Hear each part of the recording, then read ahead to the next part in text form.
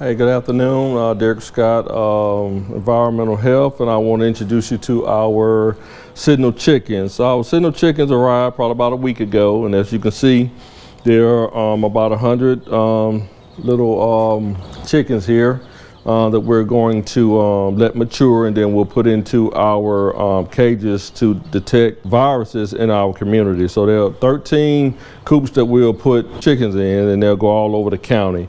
And we will draw the blood from the chickens, and then we will test them for the most important one is West Nile virus. Then we'll test them for triple E.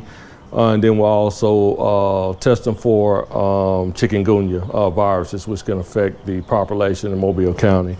So as you can see, they come in as little chicks, and then we'll try to chronicle them from when they get bigger. We'll try to do something weekly or every 2 weeks to see how big they get, and then we'll transport them from this holding tank to the next holding tank where they get even bigger to mature, and then probably around the end of May they'll be ready to be put out into the community to help us detect some of the viruses. As you can see, they're very lively. Some are very lively. They've just eaten, and when you come around the coop, they wake up a little bit more and more, and they are very, very friendly to humans.